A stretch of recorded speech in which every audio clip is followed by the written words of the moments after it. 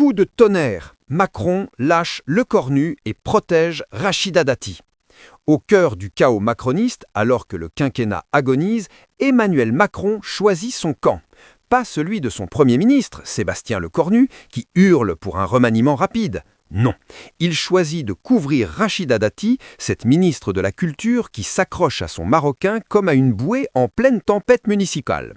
Tout commence par une promesse solennelle. Sébastien Lecornu, ce fidèle exécutant devenu Premier ministre, annonce un ajustement gouvernemental avant le 22 février, début de la période de réserve pour les municipales de mars 2026.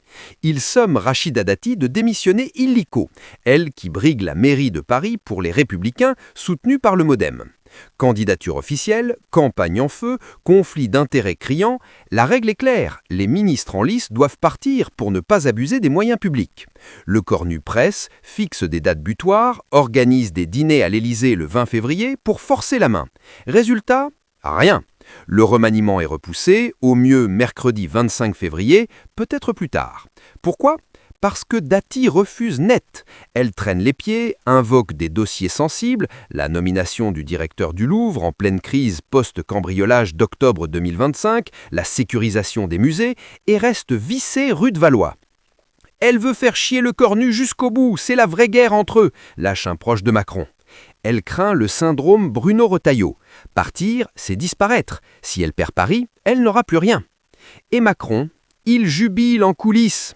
Cette péripétie sera perçue comme une manière d'affirmer l'autorité présidentielle sur Matignon, rapporte l'Opinion et d'autres sources. Le président ne pousse pas Dati dehors, il la laisse faire, botte en touche, laisse planer le doute. Tandis que Lecornu, pressé de nettoyer l'équipe avant les urnes, avec d'autres départs comme Amélie de Montcholin au compte public ou Charlotte Parmentier-Loucoq, se retrouve humilié. Macron reprend la main, comme toujours. Il ne supporte pas un Premier ministre qui décide seul. Le président essaie encore de tout prendre en main et d'agir comme Premier ministre. C'est le même vieux problème, il ne peut pas s'en empêcher, confie un proche aux Parisiens. Tensions budgétaires accumulées, friction sur le pouvoir, le couple exécutif craque. Lecornu, ce soldat loyal, se fait lâcher pour une Dati qui défie l'autorité de Matignon. Ce n'est pas qu'une anecdote, c'est le symbole d'un pouvoir finissant où le président protège ses favoris au détriment de son propre Premier ministre. Dati, ex-UMP recyclé macroniste, reste intouchable parce qu'elle plaît à l'Élysée.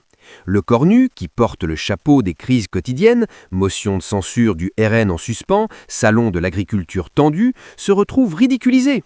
Le remaniement s'enlise, la période de réserve bat son plein et Paris attend son maire sans que la ministre ne lâche prise.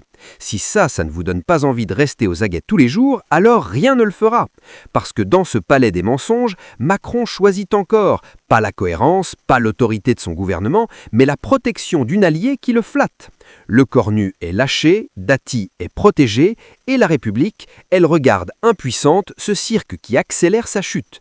Jusqu'où ira cette hypocrisie avant l'explosion finale ?